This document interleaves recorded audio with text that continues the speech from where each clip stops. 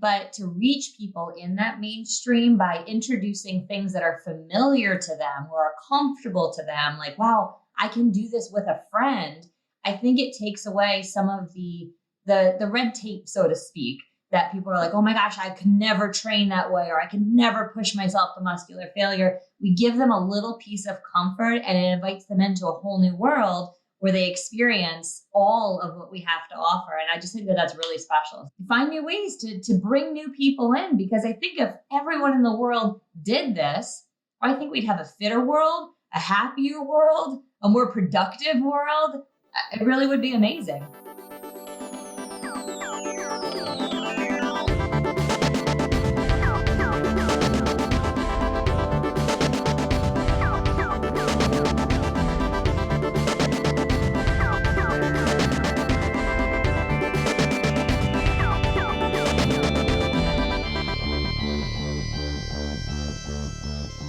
We are about to launch. Truth Not Trends! What's up, everybody? Truth Not Trends back here at THT. What is it? TNT? THC? TRT?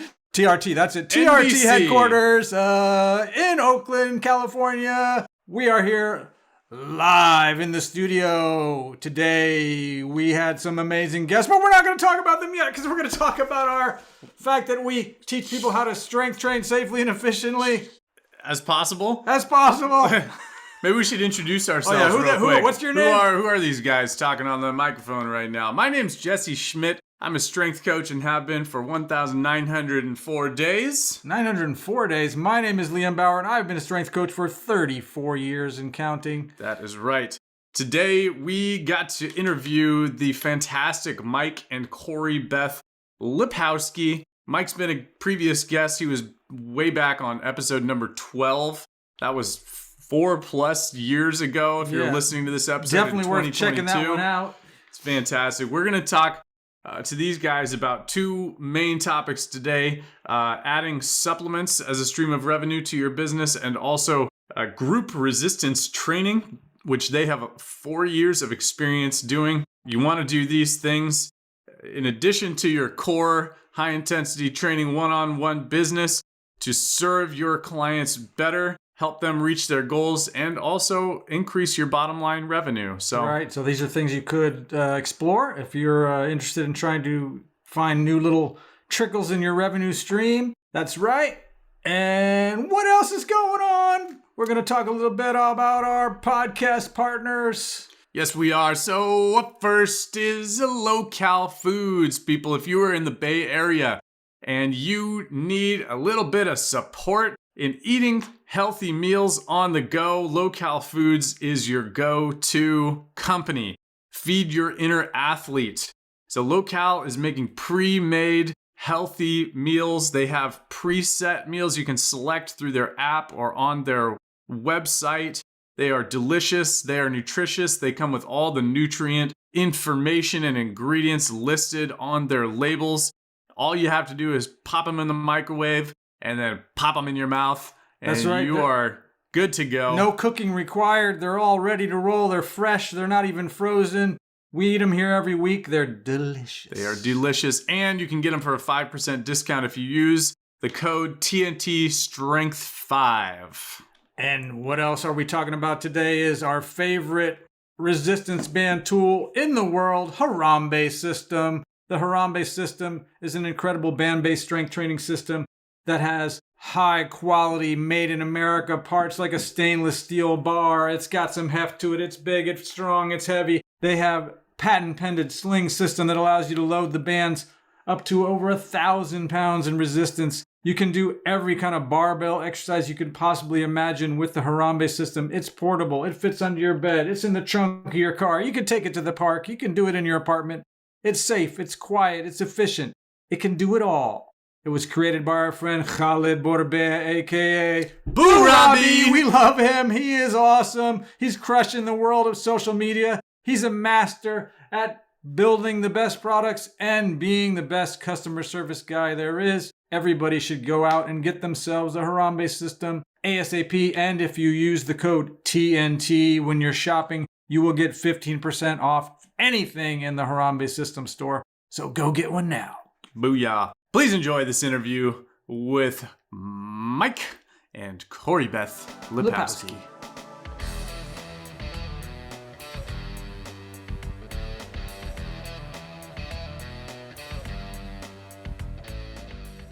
Well, thank you guys for joining us today. Again, Mike, welcome back from episode 12. It's been around probably 4 years since we've interviewed you officially on the record here. So thank you for rejoining us. And Corrie-Beth, the spark plug, is making her TNT debut, which we love having you. So thank you guys so much for being here today. So pumped to be here. Honored. Oh, there we go. We should be working out while we're talking. Well, let's see. We have the Do You Even Lift game. Should we play the Do You Even Lift game? That's right. We definitely need to play that when we get together. Have you guys seen this game? Do You Even Lift? It's Dom. What's his last name? Yeah, it's from. Have you ever seen that guy, Bro Science? Yes. He puts out this game, and Jesse actually gave this to me as a present. And the thing that made me instantly love this game more than anything is you deal these cards out, right? And one of the cards says, do you own shoes with toes on them? If you do, you automatically lose the game. It was like you're out. I was like, oh man, this game is the best. You win. Yes. You draw these cards and you whatever. Like so sometimes you have to do push-ups or burpees or yeah. It'll be like who put up the most recent shirtless Instagram selfie. Like okay, get too many points. Mike's or whatever. losing that one every time.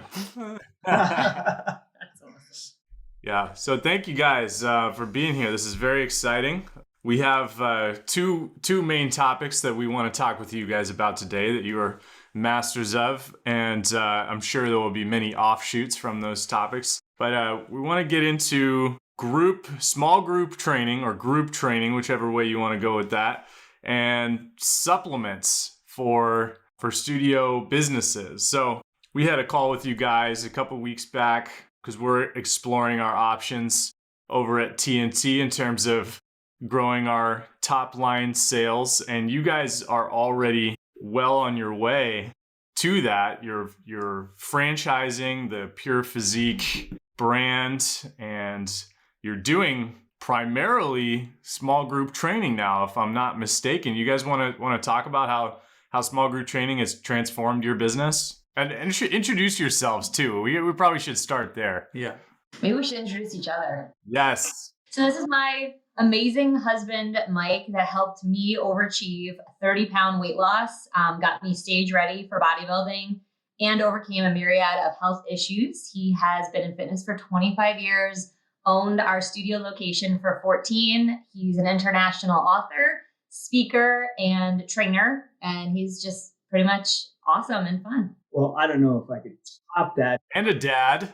I mean, yes, I am a dad as well. This is my beautiful wife, Corrie-Beth, who has been with me now for 12 years. Well, together for 12, married for 9. And she joined me in the business relatively early on. In fact, we spent our honeymoon coming up with a business plan and figuring out exactly how it would be. We would take her out of her teaching career, which she had for 7 years prior, and bring her into Pure Physique. And I know we're going to be talking about it today, but a large part of that was Corrie-Beth was integral with the supplement portion of our business. And that is something that has just continued to grow over the years. She is our sales maven. So she is the person that we lean upon heavily when all those leads are dripping in to go ahead and make those phone calls and get those people in our studio or into one of our online programs. Or if we need to, we just get them started with supplements and a little bit of coaching to get them on their way. Awesome. Yeah, so lots of threads to follow there. You guys are a true power couple. Maybe it makes sense to start with the supplements there, since that's where you left off. So I think, a lot of high intensity training studio owners may be resistant for whatever reason. They think they got to just do the one thing, which I think makes a lot of sense, right? You focus on your one-on-one personal training service and you be the best in the world at it. We have so many people. I got one guy sitting next to me with 3+ decades of experience. He's incredible at what he does. And And so it makes a lot of sense to stay in that lane. So what would make you kind of branch off and start, thinking about also selling supplements as an adjunct to your primary business? Yeah, I'll take this one. I think the biggest thing is when it comes to clients that are coming to us for health and fitness, I think oftentimes we'll say, well, they're just coming to us to train. And that's not entirely true. They're coming to you because they admire you and they want to be like you. That's why they're in your studio or training with you.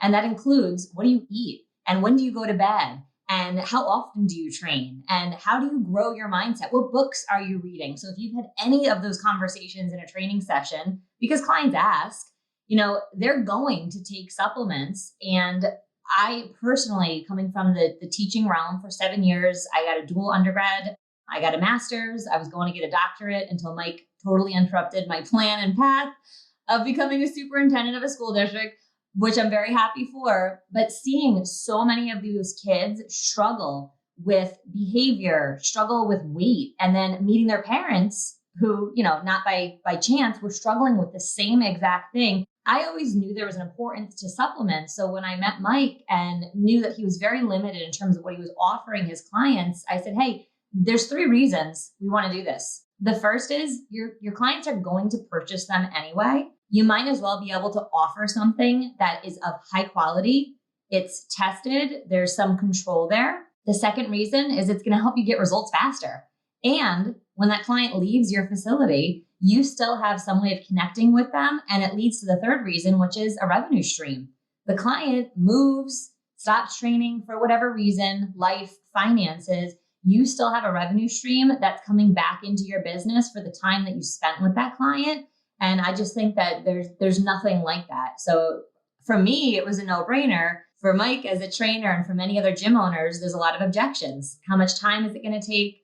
It's going to split my focus. Do I trust the brand or the quality of it? So for us, it really was a journey picking that company. And we've only had 2 in our facility that we have offered, just because you do have to do your due diligence. But once you have that right brand partner, it's just filled with benefits, not only for owners, trainers, and also clients. A lot of good reasons there. I could jump in and just say also that Corrie-Beth touched on an important point, and that is a lot of times, especially within our space, the high intensity training space or high intensity influenced space, you have a lot of people who place 100% focus on the training, as should be the case. But I think what many believe is that this is something that's going to turn their attention away from what it is that they're doing. And many are reluctant to take that step because they're afraid it's going to lead to them having to do extra work. And the only extra work really does come on the front end in terms of making sure that whatever it is that you want to recommend to clients, because they come to us for recommendations, that is actually part of our job, is to provide whatever resources we can to help them get a little bit closer to their goal and do it in the most efficient way possible. With that said, the only workload is on the front end to make sure that you are offering them the right product, that you are offering something that you personally would stand behind. And if it is something that you would personally do, such as if somebody was asking you about nutrition, they're going to ask, well, what is it that you do? What do you follow? And you're going to be really confident in telling them what you do, what you follow. And that's great because you have that firsthand experience. And so we do believe that this is not something that people should be coming to you and you should be treating your studio like a GNC and just displaying things for people to pick and choose. It should be something that actually is resolving a particular issue or challenge that they might be having along their journey. So that is all the real work is done on the front end. And then beyond that, it's just the ability to, in conversation, be able to convey exactly what it is, why you would recommend it, why it is that you personally utilize it. Yeah. And so something that you both hit upon there is that, our primary objective as business owners is not generating revenue. It's not selling supplements or giving away training. It's providing value to our clients. And that's the key, right? Is that, Corrie-Beth said it, like our clients are going to buy these supplements somewhere. They probably already are, whether it's a multivitamin or, what have you. They probably are already buying it. Doesn't it make sense to have them buy it from us, from a person they trust who has done the research to figure out, the right supplement to be taking? Is it, does it conform to the proper dosage? Is it safe? All of that stuff. That makes a whole lot of sense. And the fact that I like those three things that Corrie-Beth laid out. They're already buying them. They're going to be helpful, right? They're taking this supplement because, and they can be tested for, they can go to the doctor and get a blood test and, see if they're deficient in any sort of, in any, vitamins or what have you. And it's also an ancillary benefit that it can help you increase the bottom line.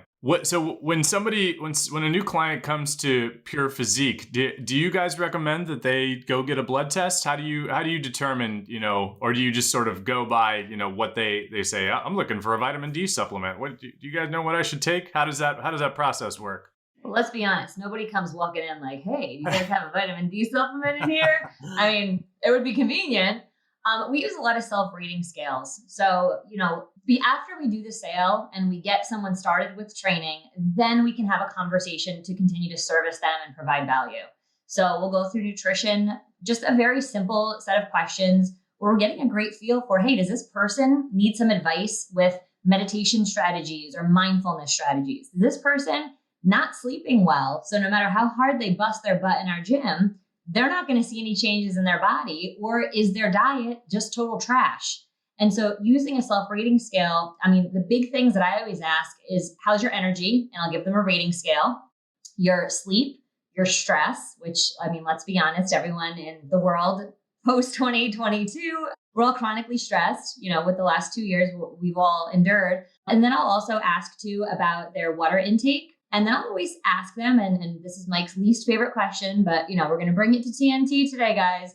It's, are you having a bowel movement every day? And that is incredibly important because we want to make sure that they're actually digesting and processing the food that they're taking in. I've met women and men that would go once a week, and someone like that is going to have a really difficult time losing weight. In addition, they're going to feel miserable. So their energy is going to be trash. They're not going to be very motivated to come in and do the workout. So knowing right off the bat that that's someone that really is, for lack of a better phrase, jacked up on the inside, they're probably going to be likely to cancel appointments, late cancel, not show up, and then probably drop off.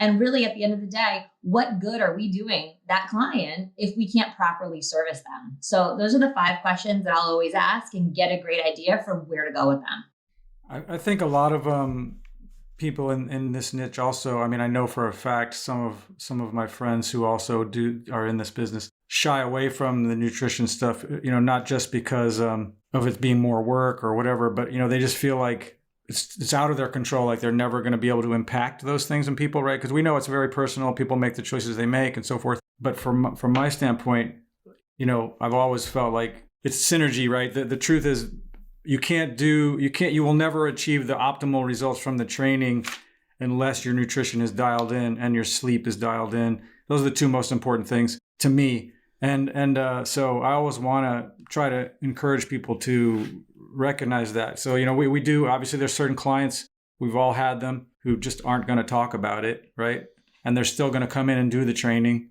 And we know we're doing something hopefully positive for them. But the ones that do participate in that process, we all know they get the best results out of everyone. The quickest results, the most profound results, the most visual changes, right? All that stuff happens for the people that actually do embrace the nutritional changes along the way. But on the other side of that, about the pooping, just to stay on pooping for a second. Once a week, everybody poops, right? Isn't that a book? It is a book. Yeah, but I know, just not to go down this too far, but I know we've discussed also that you guys are, or at least I know Mike is pretty low carb these days, or he has been. Jesse and I have experimented with that. I've been playing with different kinds of low carb stuff for like 25 years. I find that, as my protein, like if I'm sort of almost moving towards that carnivore kind of thing, pooping becomes much more compact, right? And there's less of it, right? So it's not necessarily a bad thing if you're not pooping as much if there's a reason besides, but there's definitely not a good thing if you're just not pooping at all. Right. That's scary. I don't know. When I was pure carnivore, it was like one bowel movement every like 2 to 3 days, and that felt like a very long time. And initially, it was a little bit concerning to me, but I felt fine. I didn't feel like constipated or anything like that. But a week is a very long time. I was going to say, Jesse, like, I feel like you kind of almost answered your own question. You know, we'll ask those measures. If they're like, my energy, it's 10. My sleep, I go to bed, I wake up, I don't wake up during the night. I feel rejuvenated. My water is great, but it's normal for me to poop every other day.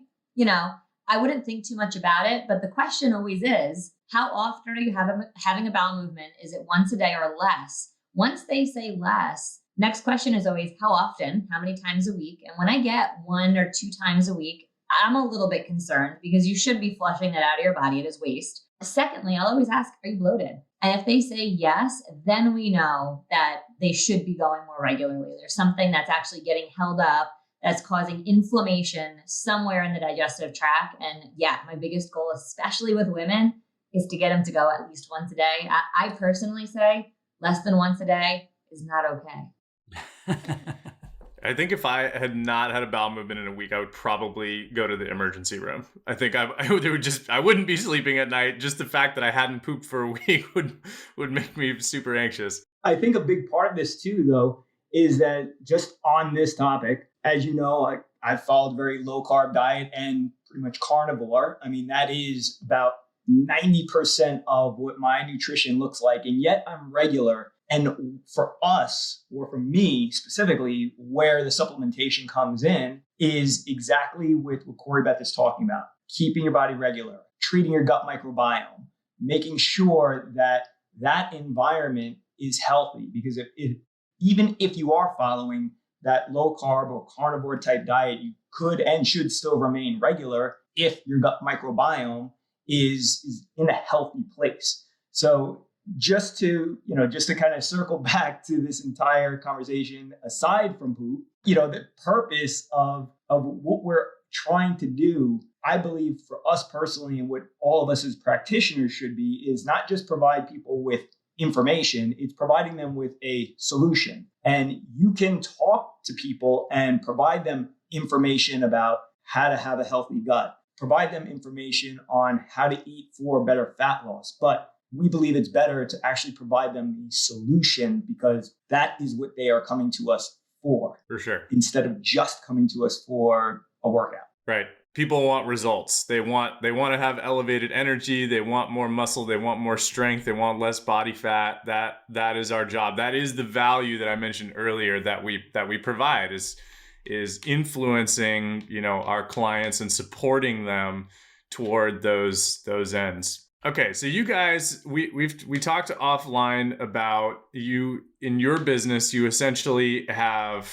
supplements set up to drop ship to clients. So I'm curious, and I think our listeners would be curious to know what sorts of supplements are we talking about here, and then if we could kind of lay out, because I know we're going to have HIIT business owners and other fitness business owners listening.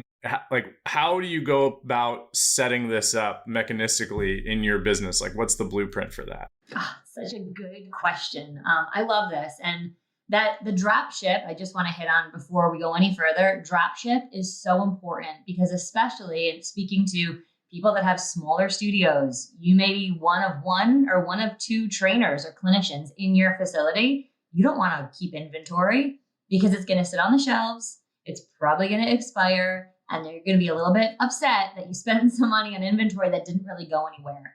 So in speaking with other gym owners, knowing that you can select to work with a brand that would actually be able to drop ship from point A to point B, completely remove the middleman, it enables ease in our business. Now, the specific company that we're partnered with, it's the Mental Wellness Company. They have all of that tech set up. And in fact, we just had a gym out in California come on recently, not too far from you guys. And they were recommending supplements that would take anywhere from 7 to 10 days to ship. And so again, they could be the best products in the world, but we want to make sure that we're making a good recommendation, that there's quality control and testing. And then we want to make sure that the delivery and the information and technology is right up to par with all of that. Because we could be shipping out the fountain of youth, but if it takes 2 weeks to arrive, you're going to have some pretty upset clients and then have to deal with more of a mess as a clinician or a trainer. So we want to make sure there's very simple ease of use.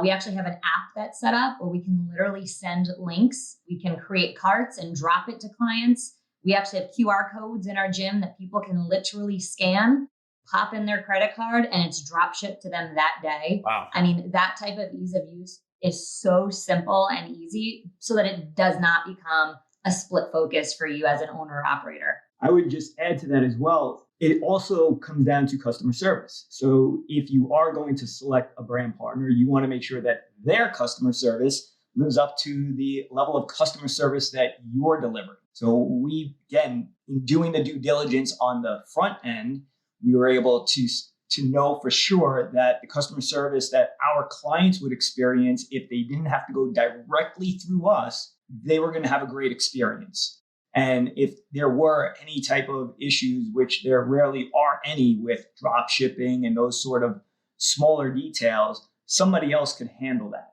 It's not upon us to take care of those details. Well, and I think back to the blueprint Jesse mentioned, is we also empower our trainers, our clinicians in our facility to have a hand in that. So if they're interested in, it's absolutely not a requirement, but if they're interested in, which all of them are, we don't have a single one that's not interested in what we're recommending and the changes we're seeing in our clients, they all have that ability to also do customer service. So as the owners, it also doesn't all fall back on us. And I think, this is probably another topic for another podcast, but Mike is so good at delegating. And the way that this specific company is set up, it makes it very easy to delegate links, use the app, hop in and look at your customers, give them some support, the email or phone number. There's somebody there to literally pick up and answer your questions. You're not waiting 7 days for their customer support team to write back. So knowing that we have all those pieces in place, it really becomes like a well-oiled machine for us. So just out of curiosity, you mentioned that, you can, it sounds like you maybe incentivize your trainers to be talking about and recommending supplements so they can answer questions from clients. Is that right? So we actually don't. We don't have to provide any incentivizations. If you partner with a traditional supplement company, certainly, you'd have to figure all that out and work with your accountant. For us, and I know this may come as the black sheep to the conversation, but I think it's the golden sheep is that the design of this company is direct sales. So enabling our trainers who are interested to be able to sign up for their own management account, their own partner account, they actually get direct commissions from the company. And we have trainers in our facilities that are making anywhere from $200 up to $2,000 a month from supplements. And we don't have to delegate, worry about paying taxes. None of that is on us at all. And so that was another really big piece of making a decision to partner with someone, with a company that was going to be able to handle all the finances, because handling the finances for our business is enough. We didn't want to have to handle another stream. That's interesting, because I think when Liam and I met when we were both trainers in a box gym, and in 2021 we opened our own studio,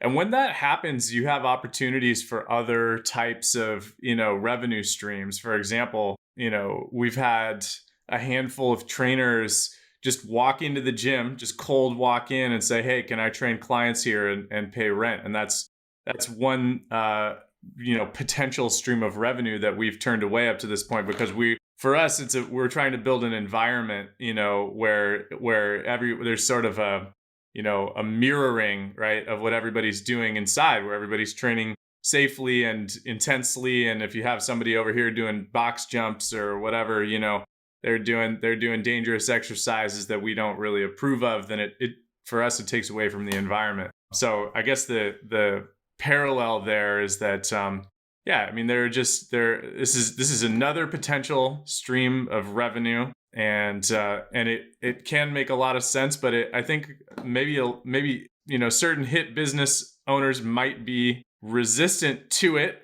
And the things that you've mentioned here, especially, the direct sales, just takes away so much of the work of putting something like this into play as the business owner. in that scenario I was just mentioning, it's like, if you have another trainer coming in, it's like you got to supervise them. You have to give them access to your facility. You have to wonder about, is it affecting our overall, is it diluting the quality of the training that's happening here? But yeah, I mean, that sounds like just a good deal for everybody.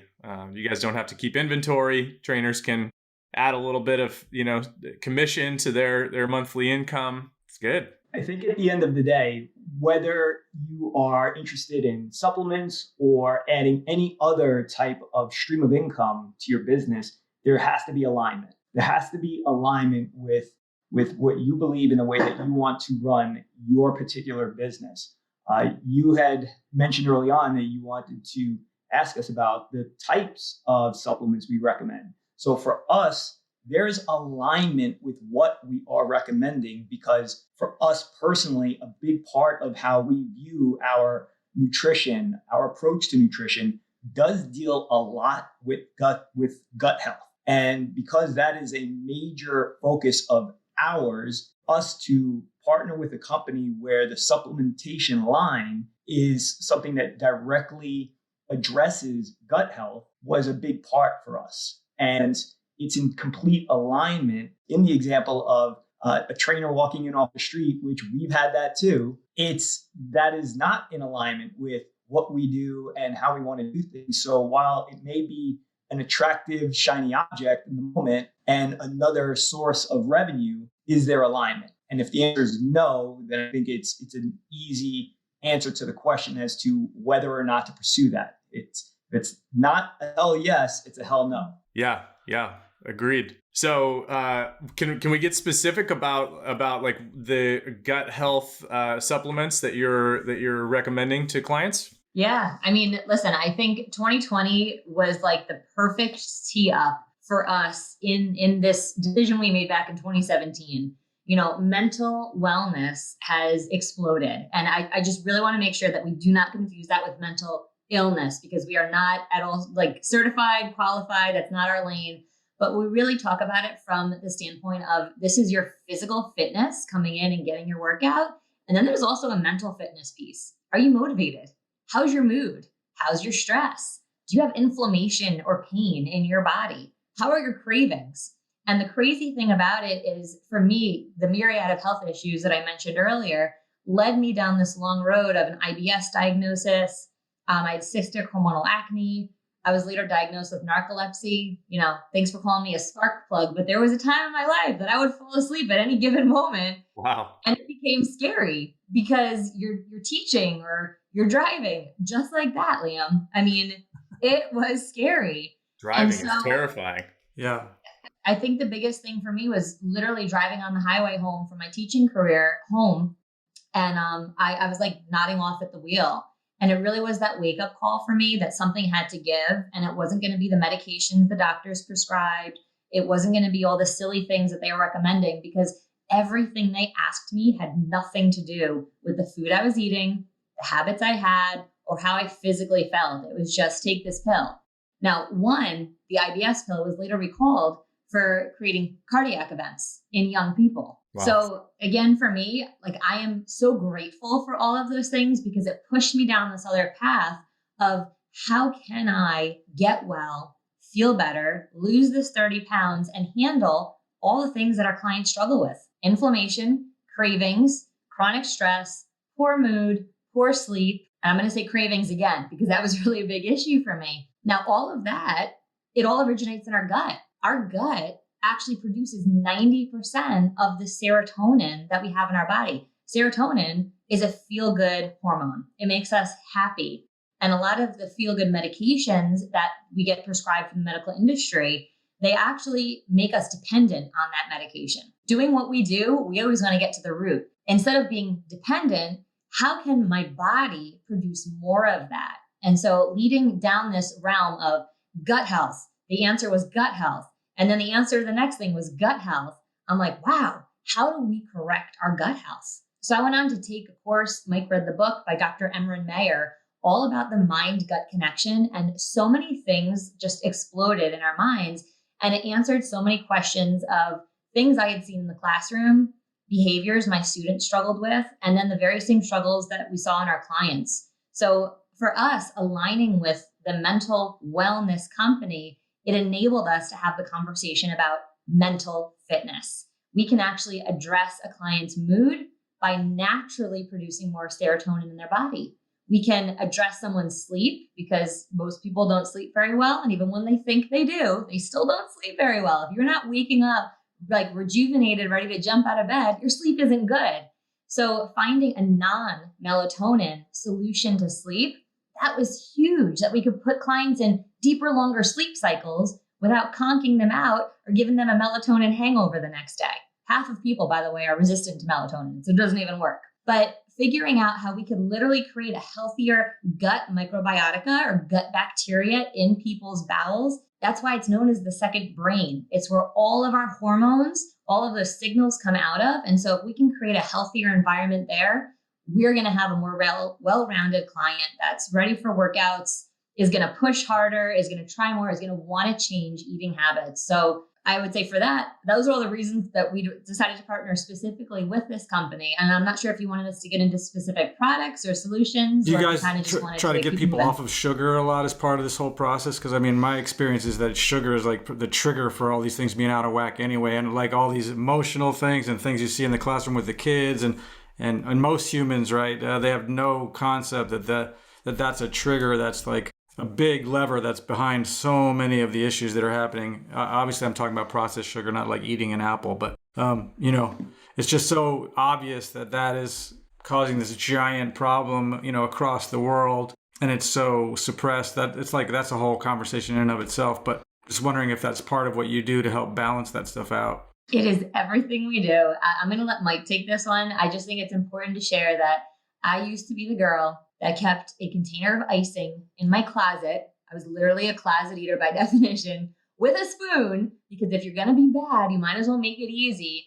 I was literally addicted to sugar. So whether I was eating icing out of the container in my bedroom, animal crackers, ice cream, I mean, I was unrecognizable to the person I am today. So that is always one of our biggest goals with clients, to help bring down insulin levels, cut cravings, and of course, address the inflammation that so many of them are fighting in their bodies. So decreasing sugar intake is a huge, huge focus of what we want our clients to do. And we know that the training does an exquisite job of helping to deplete excess glycogen from the body. So and store more glycogen too through building muscle. This is true.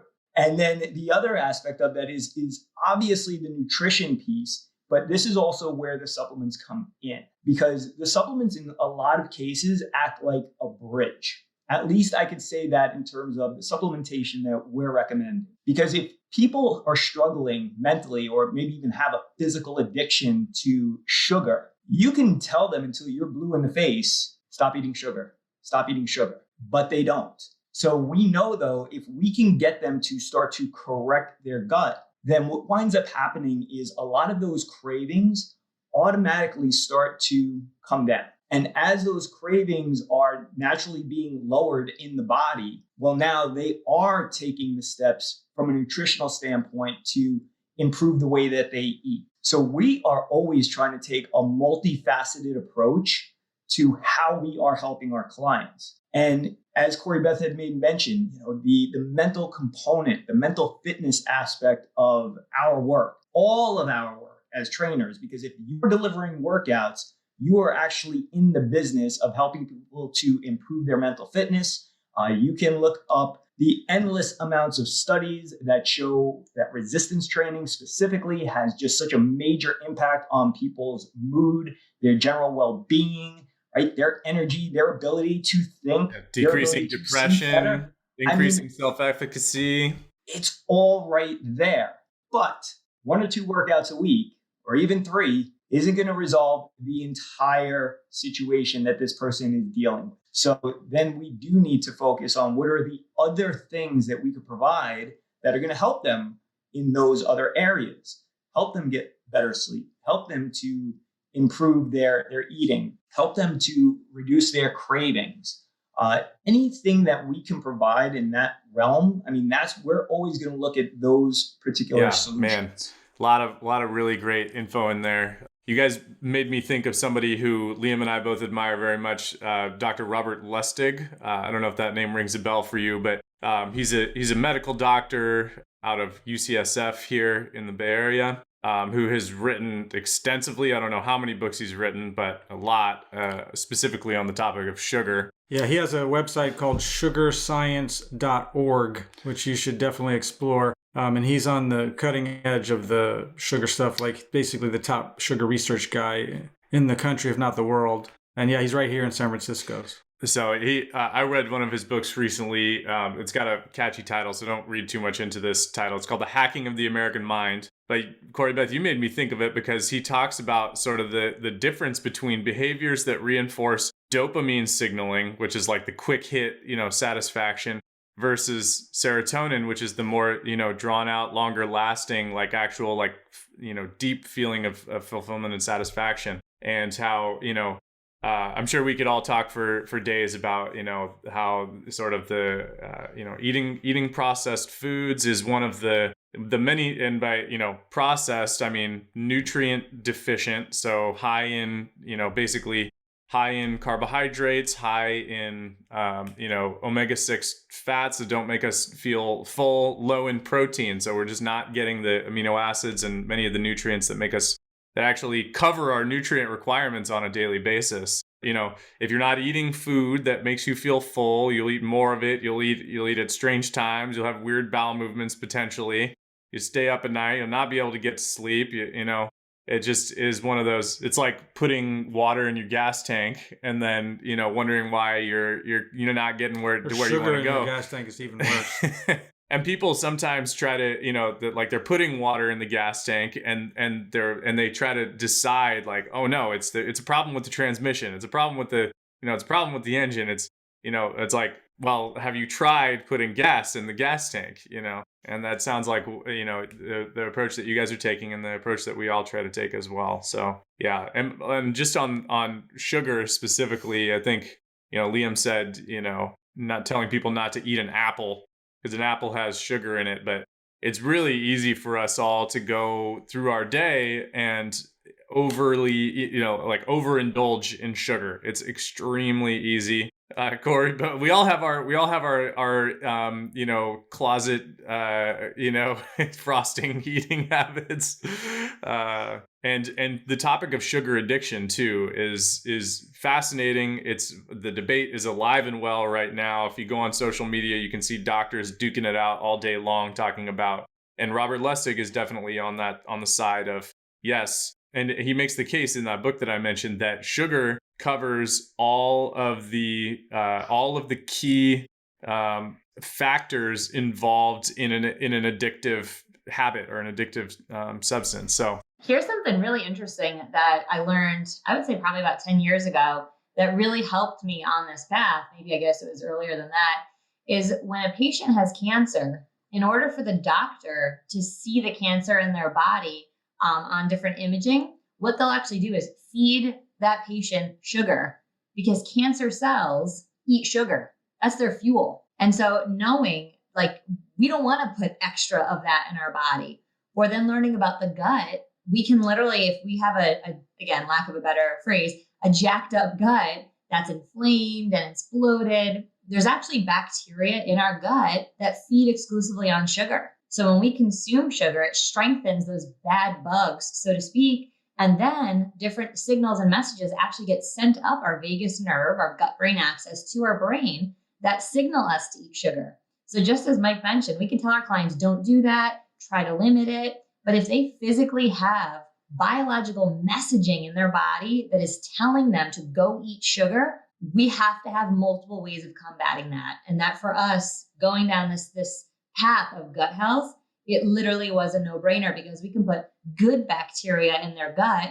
And it's not about getting rid of the bad bacteria because we need a balance, a healthy ecosystem of both. In fact, a lot of the bad bugs in our belly actually create food that becomes consumed by the good bugs. There's a necessity for both. But if we can create a healthier balance, we can restore gut lining. We can eliminate the sugar messaging and signal that comes up. And that's one of the first things that we will hear people say when we get them started on one of our protocols that's called Happy Juice. They literally feel more relaxed. they feel happier, but their cravings go away. And that's such a home run, because if they're getting better results, right? Supplements are like your at-home helper, because they're only with you 30 to 90 minutes a week. If they have this at-home helper that's giving them great results, guess who they credit for it? You. They're like, wow, I feel so much better. That's the best feeling. It's we have a client who's been training with us for probably about 6 months now, and when he came, he was actually, to his credit, he was working with a nutritionist before he came to start training with us. And that, one of the things that he was, focusing on was controlling his calorie intake and decreasing sugar. And one of the things that I recommended for him was to try an electrolyte supplement. So specifically sodium, potassium, magnesium, because he was talking about having cravings. And I said, well, one of the reasons you might be having cravings is you might have low salt. So try it out, see what happens. It's going to help you feel more hydrated. I just find that when people are dehydrated, sometimes we just we eat food rather than drinking water. And so if you stay better hydrated, you might just eat less calories as a byproduct. And that has been very effective for him. It's not effective for everybody, but that has worked for him really well. Yeah. Well, awesome. Yes. Supplements. Again, yeah, the sugar thing could be a whole like five episodes. Yeah, one of the things I've been telling people for years too, like counterintuitively, which I'm sure you guys have encountered, is that a lot of times when you increase your friendly fat intake, that also helps sugar cravings. I've been telling people that for years, right? They don't get it. Like, it's hard for them to imagine, right? I'm like, yeah, have an avocado, put an egg in there, slather some olive oil on it. Next thing you know, like, I'm not craving sugar anymore. Like, how'd that work? The salty cravings too, a lot of times comes back to mineral balance. So, when you get those in check, then you can deal with those cravings. All those salty cravings, not necessarily as bad depending, but for me, I'm a salty guy. So like, unlike you with the frosting, I'm like, I'll go through the whole party size bag of Doritos. You know what I mean? Like if I bring home like a 3-pound bag of Doritos from Costco, it won't be there. If I buy it on Sunday, it'll be gone by Tuesday. You know what I mean?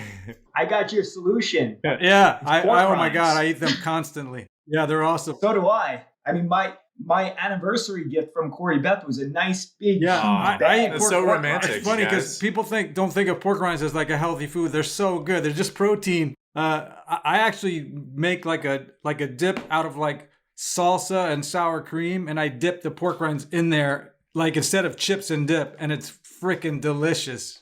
I may need to hit that It's super easy. You will love it. Liam is an excellent cook. He has a secret Caesar salad recipe he will not share with anyone in the world, including me, which I'm very bitter about. I think he mentioned this almost every episode. I do, yeah. He makes a lot of other really good stuff. We got to get more of those things on our blog.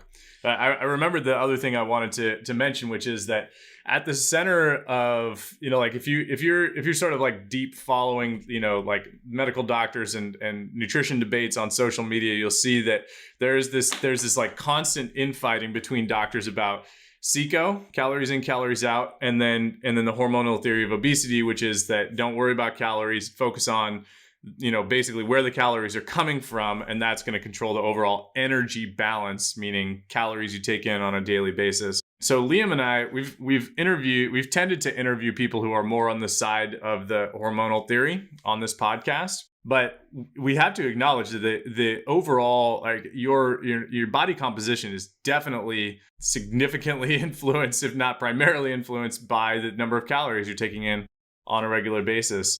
Coming back to that apple example that Liam used, like when you eat an apple, a lot of, or a steak for that matter, or anything, a lot of people tend to focus just on the macronutrient content of that food, right? A steak is protein, or a steak is fat.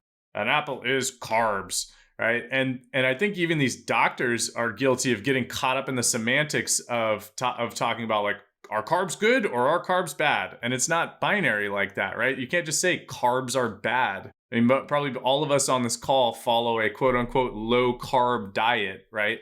But all of us eat fruit. We just probably don't eat that frosting out of the closet quite as often anymore. So because we also probably don't eat fruit like 9 times a day.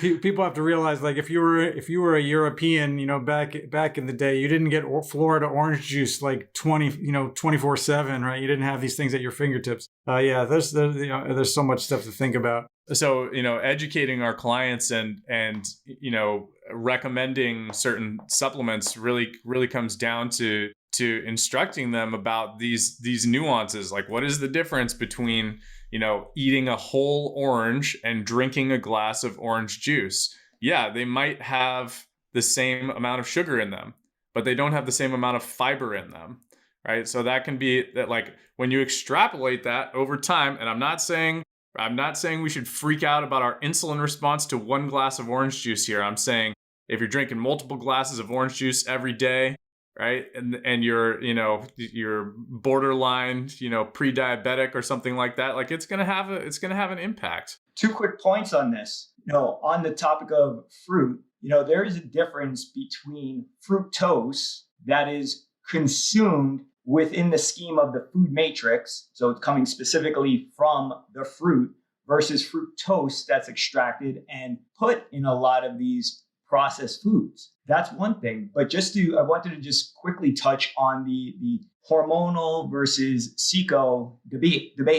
We probably fall a little bit closer towards the hormonal side, yet with recognition that, hey, calories do play a role, but it's not just about the calories that you eat, it's calories that your body keeps. And it's just recognizing that when you are eating an equal amount of calories, depending upon that makeup of the calories, I mean, is a larger percentage of them coming from processed foods, or is a larger percentage coming from more natural foods? And we know that when you're eating a higher percentage of processed food, well, your body absorbs and keeps more of those calories. And obviously there is a number of different factors tied into that. You talk about all the additives and linoleic acids and things of that nature, which cause our body to retain more of those calories. Whereas on the all natural side, you can eat an equal amount, but maybe only absorb, say, 70 to 80% of those calories. So that is where the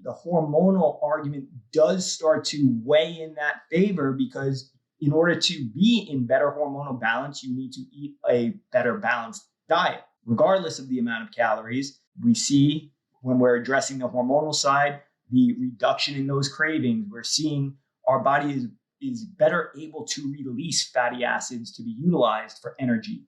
And that's ultimately what we're driving towards. But you just can't eat a ton of healthy food and expect that you can eat endless amounts of it. And I totally agree with everything you're saying, Mike. And the thing that I've been telling people for years too is, like, the source is Jesse mentioned the juice, but the great example I used to use with people is, like, you can take apples as an example. If I eat 300 calories of raw apple, the peel and everything, versus 300 calories of apple sauce versus 300 calories of apple juice, right?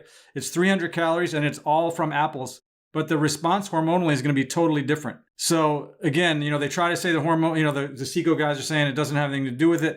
There's a huge difference between how my body's going to deal with that same exact 300 calories, and they all came from apples, right? But the response is very different just from how the source is applied.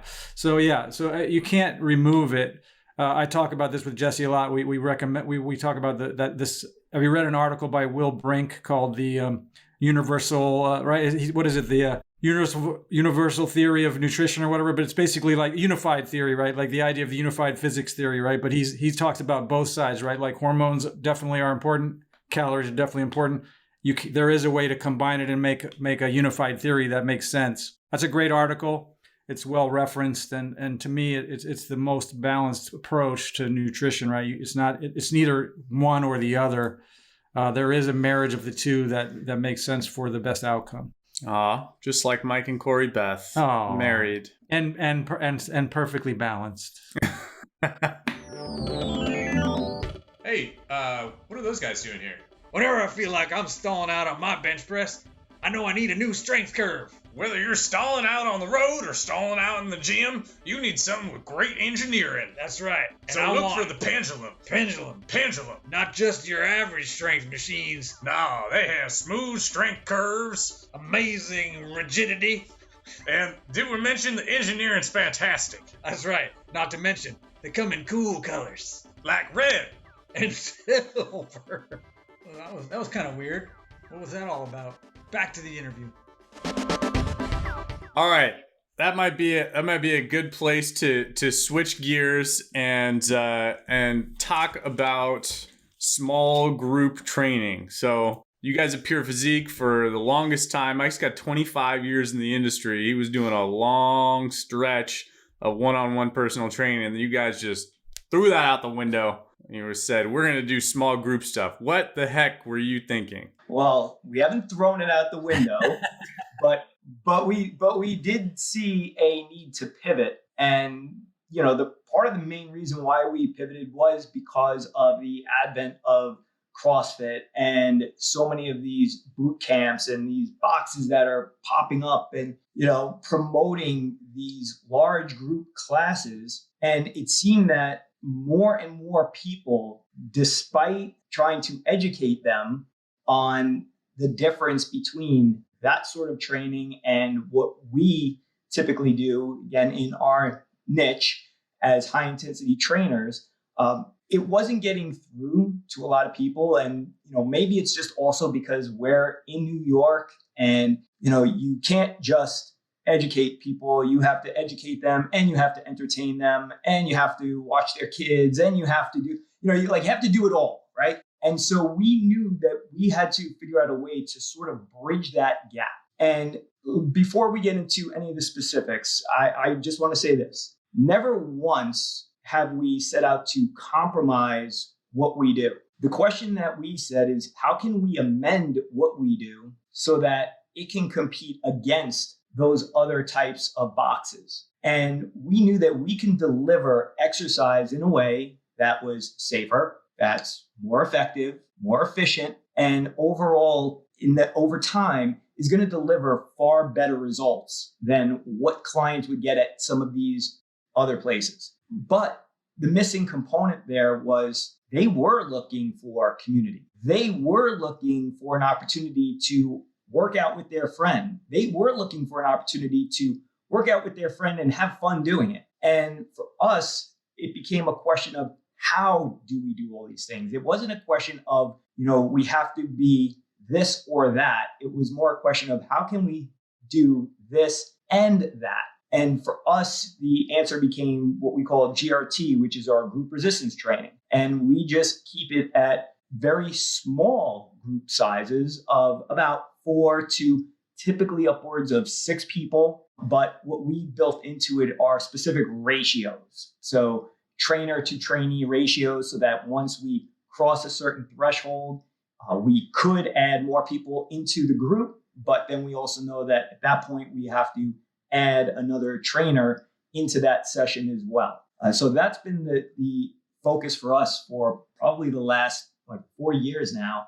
And it was a big reason why we decided to go the franchise route, because we sort of cracked the code, if you will, on how we can do it effectively and train up trainers to be able to do it effectively. Because I think that for a lot of practitioners in our space, they're very capable of doing it. Maybe they don't feel comfortable doing it, but they're capable of doing it. And I would say that what probably keeps a lot of them who may be willing to do it from actually taking the step is they're afraid their trainers can't do it. So it is one of these things where you have to take a step back and say, how do I want this to look? What do I want this to look like? What's the way I want it to function? What amendments am I willing to make to my programming compared to what I do when I'm doing personal training? Because there's not a dramatic difference in the workouts that we're delivering when it comes to our group versus our one-on-ones. But there are certain concessions that we have to take at times and recognize that, okay, we may not be able to be as precise about tracking people's progress or precise about making sure that everybody reaches failure on every single set. But we know in the big scheme of things, does that workout provide a stimulus that's worthy of that person getting stronger, making a positive adaptation? And as long as we're accomplishing that, then we know that we are providing exactly what that client needs, because the choice would be either get the proper stimulus with us, albeit maybe not the ideal way, the one-on-one training way, or go someplace else and get an inefficient stimulus, but have fun doing it and potentially hurt yourself. So I would rather be the one delivering that type of class, if you will, to somebody versus trusting the other guy to do it. So yeah, it may sound a little egotistical, but if any of us, and I know a lot of our colleagues are probably the most outstanding trainers, and I'm not just saying that because they're in our space, but they're the most outstanding trainers I have ever come across, many of which I would say are far better than I am. But I think what needs to happen is that if we are going to, as a community, start to pull from some of these places that we can get on our soapbox, and when we're getting together at the rec conference or something and talk about what's wrong with what everybody else is doing. Well, okay, we recognize that maybe what a lot of people are doing is not the best way, but what's our solution? Like, how are we going to make the situation better? How are we going to provide an opportunity for those people who just don't know any better? Our consumer has no idea the difference between what we do versus Orange Theory versus CrossFit versus their Peloton versus Zumba. Like, they have no idea. They just think exercise is exercise. But we know it's not. So let's provide people a better solution. And for us, GRT became that solution. And that's the reason why in our studio alone, it's about 80% of our business. In our other studios, it falls somewhere between 70 and 90%. Wow, that's awesome. Of their businesses. I think I'm gonna come up with one called chartreuse theory. It's not quite. It's not orange. It's not green. It's something. But Cheeky.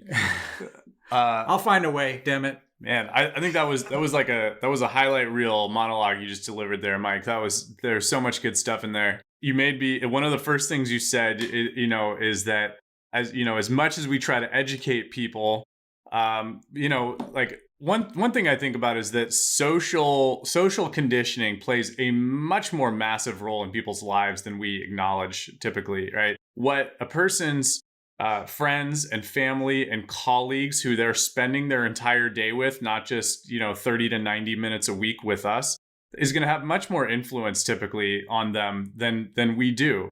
So no matter how great we think our cueing is, or how many times we tell them this is your grams of protein to eat on a daily basis, what they're the people they surround themselves with is going to have a great impact. We all know and love Luke Carlson. He likes to point out that our cardinal sin as high intensity trainers is over-educating people, especially in the kind of introductory sales process. But I think you just sound like savvy business owners to me. You recognize that the market is demanding a specific thing from you, and we can decide to, step up and provide our version of that, which, like you said, is going to be great because we do put so much stock into making sure people have, use great technique in their exercises and they're moving under control and they're performing exercises safely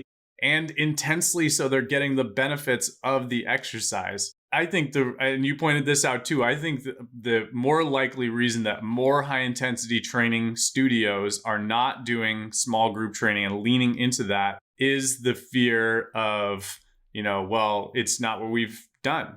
How do I train my trainers to deliver this effectively, I think honestly, as much as in our niche too, and not just our niche, but definitely in our niche, people love to talk shit about CrossFit, right? CrossFit has always been very good at building that community, right? It's their superpower, right?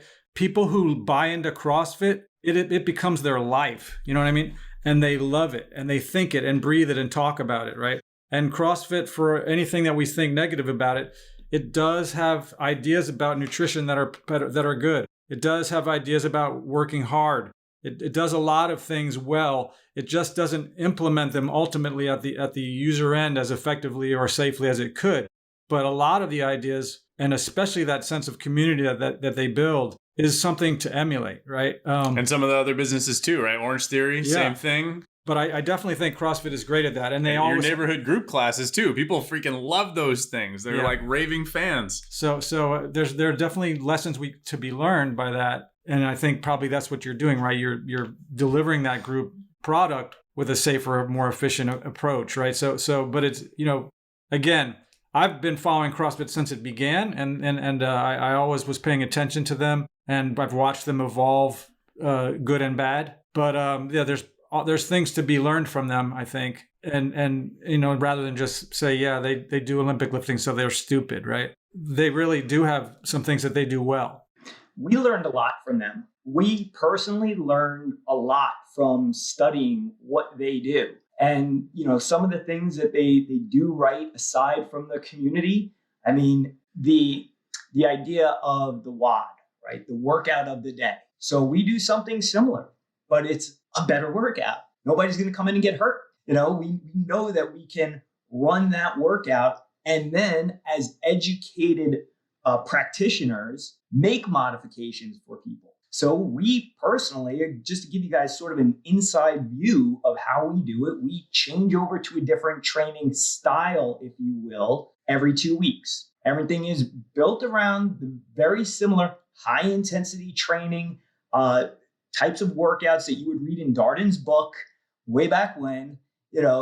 We've pulled from powerlifting and some of their concepts. We've pulled a little bit from CrossFit and all these different places and said, okay, what would be a really cool way of training high intensity for the next 2 weeks? How can we manipulate the variables? Because that's what it comes down to, right? We're always trying to manipulate volume. We're trying to manipulate intensity. We can manipulate the novelty factor, if you will, right? The different variety of ways of getting the same stimulus. I mean, I always love going back to Schuyler's statement of all roads lead to Rome, right? So it's true. If you train long enough, it almost doesn't matter what you do. What matters is it something that you're going to be able to train long enough doing because you're not going to get hurt, but also because you maintain interest, because it's providing proper exercise stimulus. And we put the emphasis there. Like, can we do those things over the course of the next 2 weeks with this particular training style? And then with that, every single day, it's a different workout. Most of our clients do train upwards of 3 times a week. And some I know might say, well, 3 times a week, why? Well, because they're not necessarily going to momentary muscular failure on every single set, because we are not going to stand over there beating their head and making sure that that's accomplished on every single set. So we're going to use frequency as a tool. And we're going to allow them to train upwards of 3 days a week because we know that, hey, they're not going to be maxing out on every exercise that they do during those 30 minutes. But that 30 Recording minutes is stopped. Hey, Mike, hang on a second. At this point in the recording, we had technical difficulties.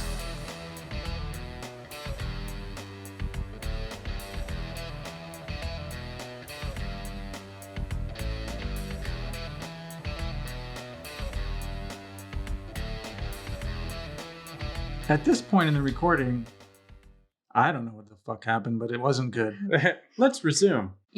Mike said we've been really into delivering group resistance training for the last 4 years. Now, part of what happened was we're also delivering nutrition mindset coaching sessions to clients, both at our facility and online. And in one of the biggest marital fights we have had ever, I decided to invest in a coaching program where I learned how to group coach instead of doing one-on-one coaching sessions. Now, we argued over the investment because I absolutely did not check with my husband. And I absolutely, in retrospect, should have checked with my husband because he's my partner in all of this. Before dropping 10 grand. Before dropping 10, well, it was 5 and then 5 more. But, you know, I dropped 10 grand without asking permission. I think but then that I earned equals 10. back. How much did I earn back? Several tens. Several tens. Several times. There you go. It was an awesome investment. But in that, the question that the coach asked me on the sales call was, you're doing this nutrition mindset coaching. Is what you do with each client really that different? And it really caused me to look inwardly and think to myself, well, I go over food. We go over past hurts, forgiveness, habits, identity. It's pretty much the same thing. And I think the reason that we are able to do what we can do with GRT is, even though a personal training session done under the guise of a high intensity training workout, it is very individualized and pushing people to momentary muscular failure. But is what you do with each client really that different on a week to week or month to month basis? And I think for most people, the answer is no. Now, when I think about a great analogy to what we do in GRT, it's like thinking about a really amazing music teacher. Everybody's seen one, had one, and they can teach the student how to play an instrument really well. But the difference between a music teacher and a conductor is a conductor can also teach the orchestra how to play the instrument really well, but they do it simultaneously. And so when I think about the trainers in our facility, it's much like taking that really skilled music teacher, but teaching and educating them on how to become a really great conductor. And having that conductor in front of the orchestra, well, it creates a culture, a community, a vibe. We have clients that met in our facility and now vacation as families together. We have young men that now golf together. We have people constantly creating relationships outside our gym. And again, it serves two purposes. It presents a ton of value into their life because they're making lifelong friends in our facility. And it helps us to keep them around longer because they really enjoy being there. So I think the greatest analogy is we got a bunch of conductors. They're still really skilled music teachers, but they just know how to present it to a group at the same time. Yeah, that's awesome. You made me think of that. It was a Mike Mentzer quote, right? It's like, if you really want to be great, if a composer or a conductor really wants to be great, he must first turn his back to the audience or something like that. Yeah, it's just a mindset shift. One of the things we talked about offline was, the demographic of people that you're training, because I can hear skeptics saying, okay, well, yeah, if you're training, 20-year-olds in group classes, that's one thing, but I'm training 70-year-olds, So how do you think that small group training can sort of like transfer to different demographics? GRT, excuse me. Group resistance training. Well, I think it's really interesting that you bring up that point regarding age, because yes, the majority of our clients are females that fall between 35 and 45 years old. That is the majority. Yet we also have a pretty decent number of people who are plus 60. And many of those plus 60s will still go into a GRT and they will flourish because a few things in that situation, it transfers because, as Corrie-Beth had pointed out, the workout doesn't really change all that much for all of us. What typically changes is the weight load, maybe the level of intensity, and modifications around specific exercises. So you can still do all of those things within the construct of a group. So it doesn't matter if you have somebody working out who, say, is in their 20s, and we've had this scenario, people who are in their 20s next to somebody who is 65. It happens, but each one is still getting what they feel is a very individualized service, because we're not trying to tell them to do the same thing. We will make whatever modifications are necessary. So the way that we look at our day-to-day workouts is it's a construct, right?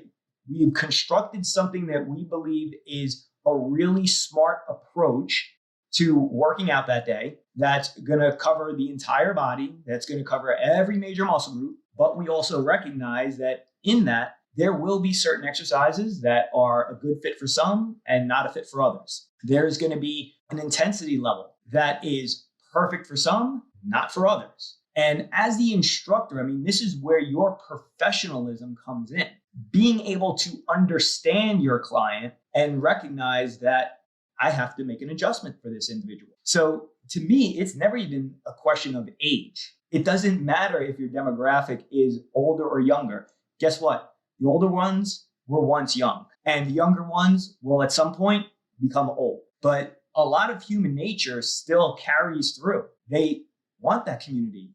They like being in an energetic environment. You know, the one thing that used to drive me nuts, especially in my super slow days, and it's not to pick on super slow, but being in certain facilities where you walk in and, you know, you're looking around wondering where the funeral is because everybody, it's quiet.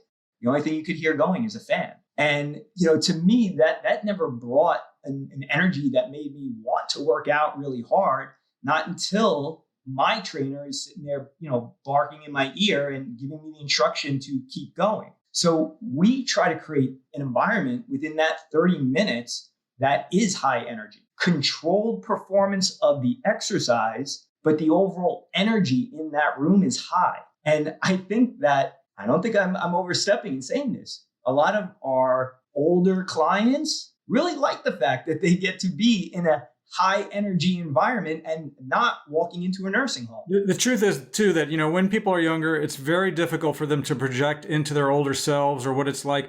And the truth is, you know, I'm sick, well, a few weeks from 60 myself. So the reality is that you don't feel older when you age, right? Unless you're having health issues or whatever. If you're taking care of yourself, you don't see yourself as an older version of you. You see yourself as you, right? I'm me. I've been me for a long time.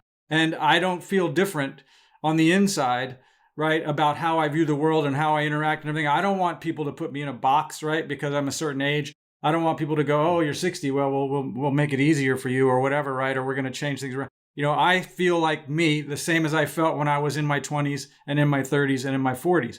So that's the truth for most humans, right? When the inside, they're that same person that they've been for a long time. And they want to feel challenged. They want to feel part of the group. They want to be included. They, you know, all that stuff. That's the thing I try to tell trainers when I'm working with them. Don't ever judge that person in front of you by beforehand. Let them show you what they can do, right? I've been working with guys in their 80s and 90s that can crush workouts, right? They're hard workers. They love being in the gym. And I want them to tell me what they can and can't do. I'm not going to go, oh, you're old, so this is what we're going to do. Right? We're not doing that anymore. You can't deadlift. You're old. You can't, you know, squat 300 pounds. But maybe they can. Maybe they're stronger than me. You just don't know. Dude, case in point, you're walking around with a Marvel belt.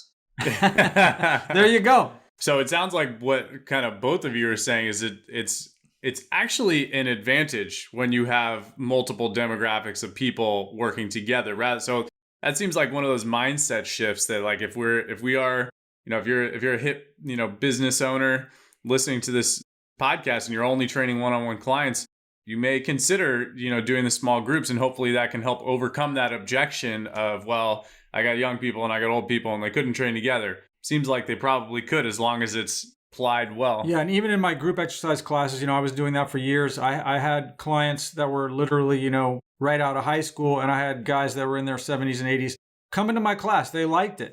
And I can make those modifications even when there's 30 people in the room. You know, it's not that hard, because you don't need to make them for 30 people. You usually only need to make them for 1 or 2, right? And then I'm sure it's the same in your groups as well. You have 4 people, maybe one of them needs modifications, maybe, right? So it's not like you're constantly, you know, micromanaging like in a therapy setting, right? These are normal, healthy people. They might have some minor things. You can make a quick change, right? Oh, let's make that step one notch lower for this guy, right? I mean, it's a quick fix, right? Let's change that band from a 30 to a 20, right? Whatever. You know, it's so easy to make those adjustments. Oh, that medicine ball is too heavy. Here's another one. You know, so yeah, I mean, it's not hard to do. And so I can totally see it, because again, having taught Group X for many years, and I really enjoyed it. So there's elements of that I think I can see, you know, in your model. Well, last point on that, you know, there's another situation that comes up when you have people of varying ages in that group. You know, those who are in their mid-30s are looking at that husband and wife who are in their mid 60s training together, and they're sitting there inspired by the fact that, oh my gosh, this is so cute. Look at these two coming in together, working out in this group where the rest of us are again, between 35 and 45, right? But look at them. And they're seeing their future in some sense, or some version of their future that they would love to have one day. And then for those who are older, like you said, they're still a kid at heart, and they still want to be entertained. They still want to have fun. They want to feel energetic, and they get that from, that person who's a little bit younger and is more outspoken in the room and, is kind of really bringing the energy that day. So it really does work synergistically. Yeah, that's awesome. Yay!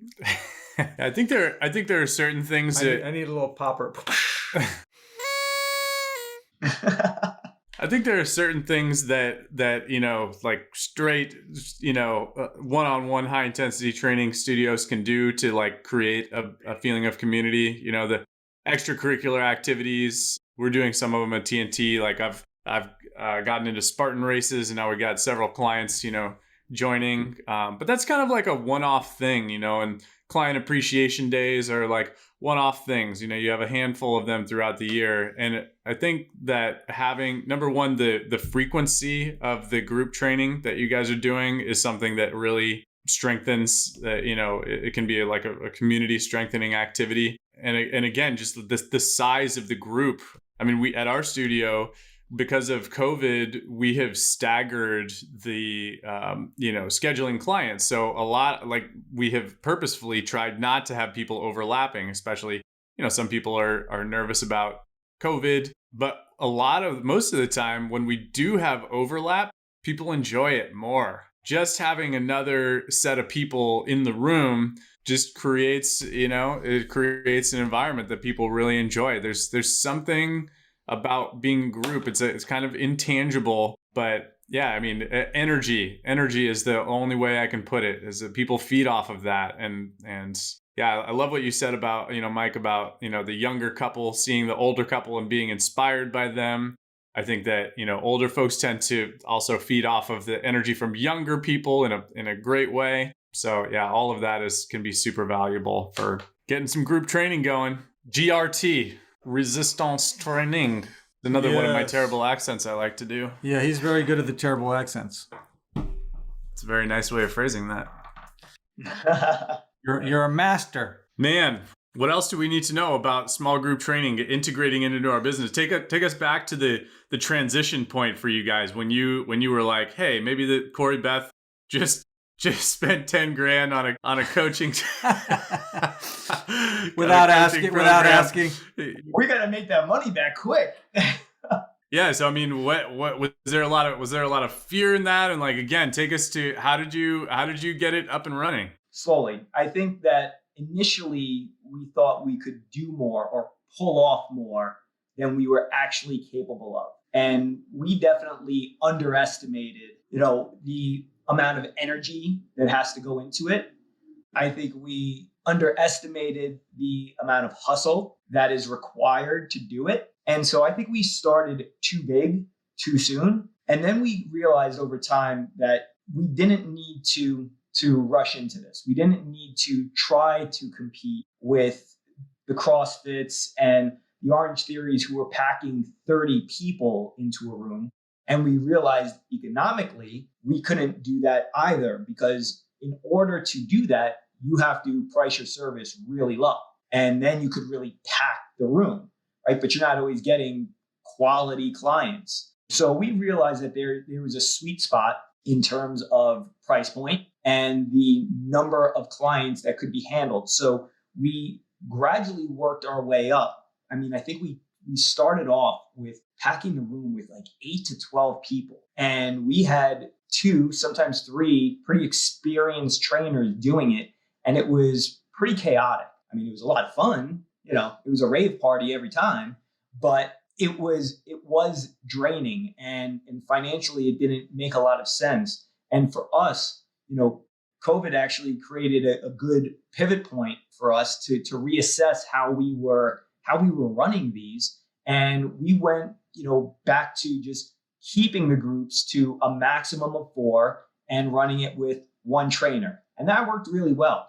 But we also saw that certain trainers could handle another person. So then we would sometimes, if we had a very experienced group, a group that was together for a long time, everybody was strong, capable, all of that, then we would bump it to 5 occasionally. Then if we were to go anywhere beyond that, it was always a matter of, okay, now bring another trainer in.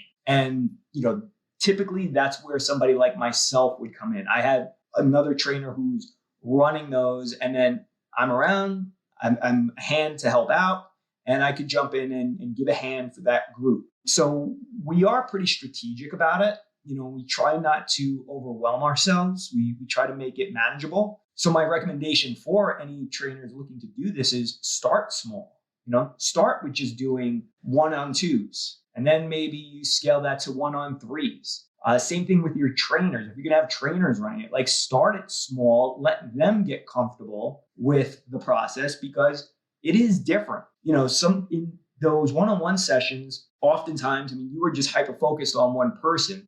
Whereas I relate what a GRT is. It's like playing sports sometimes, right? When you're growing up and you're learning to play basketball, what do they tell you? Keep your head on a swivel, right? So you are kind of always looking around, always assessing everybody, seeing where they are. There's a lot more action involved. And so it takes a little getting used to. Plus, there is a shift in mindset from being just a one-on-one trainer to now, as Corrie-Beth said, a conductor. You are conducting an orchestra out there because you are moving people around. You're adjusting weights. You are giving cues to individuals, but then you're also giving cues to the group as a whole. So some of that does take getting used to, but somebody, like yourself, Liam, who has that group training experience, well, you're a little bit ahead of the game. Whereas when I started doing this, I had no group training experience. And what I saw, which was interesting, is that those trainers who did have that background jumped in and picked it up just like that. It was not a big deal at all. But for me, who was always hyper focused on every little detail and tracking every little detail, it was like, oh, this is a little different. This is a little uncomfortable. But once you learn to get comfortable with being uncomfortable, then you start to realize this is actually awesome. I have more fun running those than I have ever had doing any one-on-one training session. And, today I'll do a few training sessions in the week, a few one-on-ones with clients who I'm not ready to get rid of. But I love just stepping in and saying to one of my trainers, I did it today. Hey, I'm going to run this class. Do you want to jump in it? And everybody jumps at the chance. We do this. I take the classes. That's how I train these days. For the past several years, I think I have only been personally trained maybe about 6 times over the course of the last 2 years. And some of those were because we were onboarding a new trainer and I wanted them, I wanted to assess their abilities. But my preference today is jumping into those classes, especially because I know what my weights are or what's, a step up for me for a particular workout. And so I'll make those adjustments, but I love being in there and being coached, and the clients love it. They lose it when any one of us trainers are in a class with them, because to them, it's like, oh my gosh, I get to see you suffer. Yeah, for sure. And it's almost disbelief that we actually do what it is that we're telling them to do. Yeah, I'm always telling our clients, I said, we take our own medicine, because every now and then they'll come in and see one of us training, because we train each other obviously here a lot, and sometimes somebody will show up at the end of one of those, or they'll catch the last few, and they're happy to watch. Oh yeah, you guys are beating up each other. We want to see this, So I'm oh yeah, we definitely take our own medicine around here. It is such a different energy. And in fact, Tuesdays and Thursday mornings, I head to one of our other locations and go hop in the GRT session there. And I just can't tell you how rewarding it is to watch the clients cheer each other on. The clinician is there supervising, setting up all the equipment, getting them set up on it, choosing their weights. But to hear the clients be like, come on, we got this. I really do believe that people will push themselves more because there's an audience, so to speak. And it's not that anyone's looking at anyone else, because we all know when we're working out, the only thing we're focused on is ourselves. But just the pure fact that there's other clients in the gym doing the same thing, or other trainers in the gym suffering along with them, we absolutely see people push themselves beyond what they would be capable of just on their own. You guys have our listeners can't see it, but we're on Zoom right now. We can see the word inspire over Corrie-Beth's head back there on the bookcase. That seems like a big focus for you guys. I mean, when you're the owner of the company jumping into, one of these GRT sessions, that's got to be inspiring for the people in those classes with you. That's a really important thing. I think our high intensity training niche would do well to focus a little bit more on that word, because that's, a lot of time when our clients come in and they're struggling with their weight, or they're struggling with their strength or mobility or whatever it might be, they want to feel inspired. They don't want to feel judged. They don't want to feel like, they've got all these new habits to build. They want to see that, like you guys have said it all throughout this podcast, like they want the model for it. They want to feel like it's this like positive striving, not like they're like in, I think, a clinical setting. Some people like that, but I love what you guys are doing with Pure Physique. I think you're taking some of the best elements of the high intensity training niche and melding them with, some of the great things that the fitness industry at large does. And I think that there's a lesson in there that we could all follow. So listen, that word inspire is so important to us that it's one of our core values. One of our core values is inspiring. And, we know that not everybody may view themselves as being an inspiring person, but you can still create an inspiring environment. And that's what it is that we're looking to achieve in our business and, throughout our community. Yeah, that's awesome. It's fantastic. Beautiful. You guys mentioned the word, I wrote down the word alignment, because you mentioned alignment several times throughout this interview too. And I think that's, along with core values, right? We always need to check that what we're doing in our business is aligned with our core values. If group training, if GRT is not for you, then probably don't do it, because you should, like you said earlier, Mike, right? If it's not a hell yes, it's a hell no. But if you're thinking like, ooh, it might be a hell yes, then it's worth exploring. It's probably worth exploring.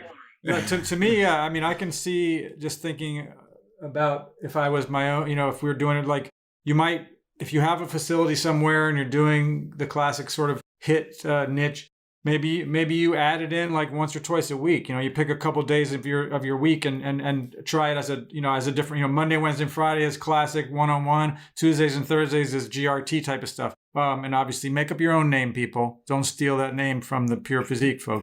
Trademark. Hashtag Pure Physique.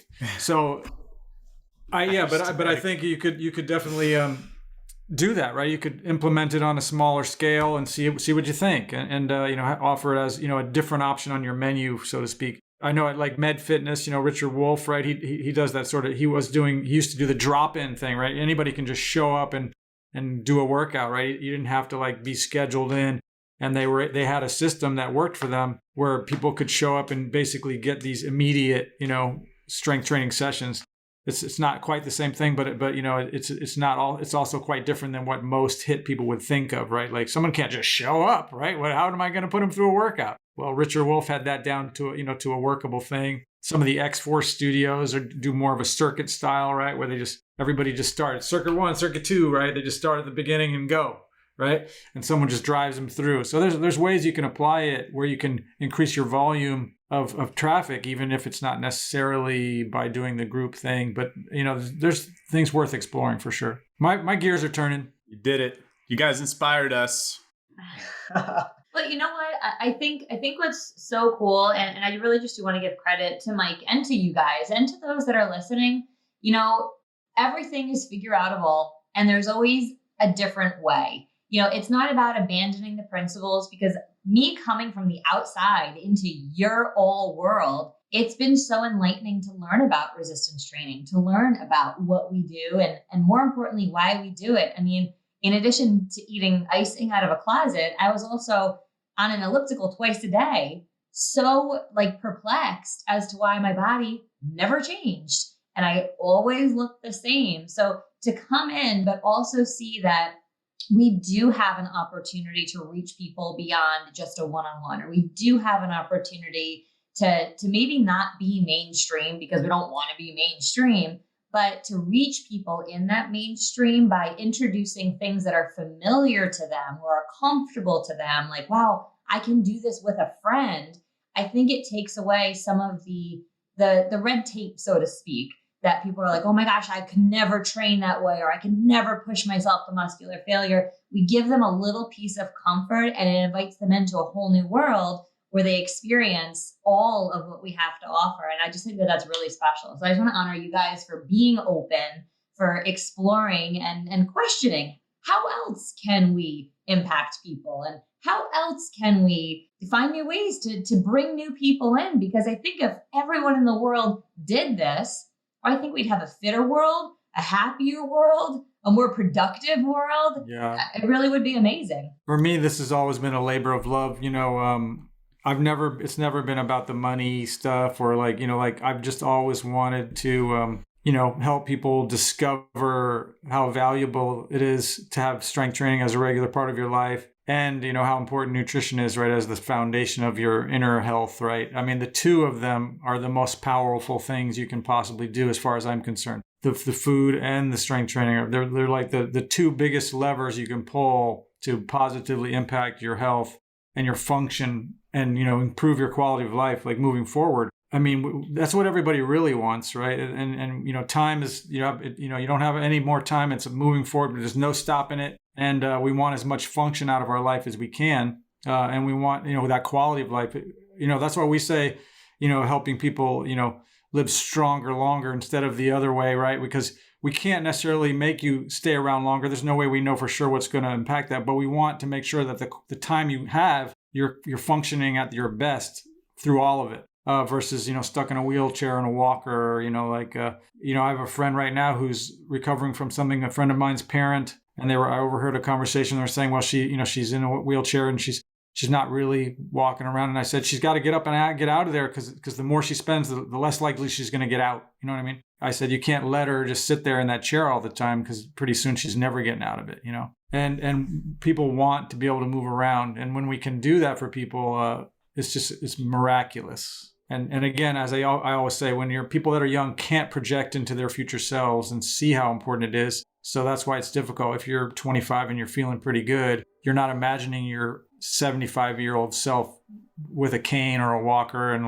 having a hard time getting up and down the stairs. It's very difficult to project to that future self. But it's a huge impact. My father was super fit his whole life. It was awesome. He got up every morning, went to the gym his whole life. Didn't stop going to the gym till he was 85, and then kept on doing push-ups and resistance bands and stuff until he passed away. So he was totally active and mobile right up to the end. And, it was health stuff that was unrelated to everything else that manifested, right? So, but he never was limited by anything else. He was out there, mowing the lawn and walking the dog and driving around and, climbing up and down things and doing the hedges and whatever, right? All the time. And people want to be able to do that stuff. Corrie-Beth's out here slinging compliments. I want to give you one. So you and I were presenters at the REC back in October 2021, and I was proud of the presentation I gave. I practiced it. I thought I delivered it well. And then you went up on stage, and I thought you just blew the doors off the place. It was so incredible. That energy that we have, witnessed in this interview was like 10x in that presentation. It was incredible. Man, I hope you continue speaking, because that really impressed me. That was a lot of fun. I was proud to be up there as a presenter with you. Not even about my presentation. I was just like, wow, I was a presenter with her. That was cool. That was an experience. I don't even know what to say. Thank you so much. It was a huge honor, again, for somebody that came from outside this entire industry. I was a special education literacy teacher, so to be introduced in, it's just been an amazing journey, and I'm just excited for more, to impact more people, and I really appreciate that awesome compliment. Let's get up on stage again there, Jesse. Yeah, let's do it. All of us. Mike's a speaker. Liam's a speaker. They're good. Nobody wants to hear what I have to say. Yeah, we do. I'm a curmudgeon. I'm still hung up on the fact that you're almost 60. That's like a decade older than I even thought you were. So you look awesome. Nobody Yeah, believes. Somebody thought he was in his 30s recently. I told that story. I was on a plane ride up to Vegas. Actually, I was going up to see. This was in 2013, I think. I went up to see. His name's escaping me now. It's because I'm old. Wayne Westcott. Actually, Wayne Westcott. Nautilus actually paid for me to go up and see Wayne Westcott speak. There was something going on back and forth, and Wayne and I are friends, and I got to hang out at Ursa up in Vegas. But I was on the plane, and there was a couple up there, and I was sitting next to them, and they looked older than me. And I said, "Oh, what are you guys doing?" And they said, "Oh, I'm going to celebrate my 50th birthday." Right? The guy said, "I said, oh, I remember my 50th birthday. That was awesome. I had a good time." They just looked at me like, "What?" I was like, "Yeah, 50's good. Yeah, you'll enjoy it."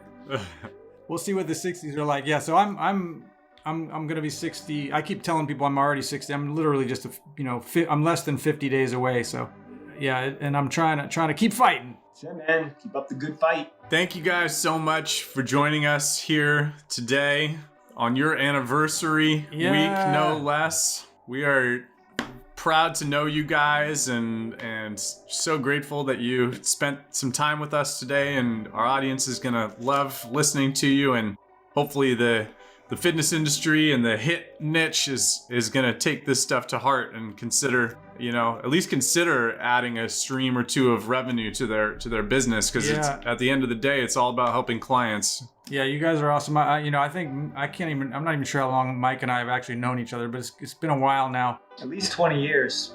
Yeah, it's been awesome. I mean, I've been a huge fan of Mike's work and appreciate. And years ago he came out and visited me, and we had a good workout together. And that was fun back when he was still competing.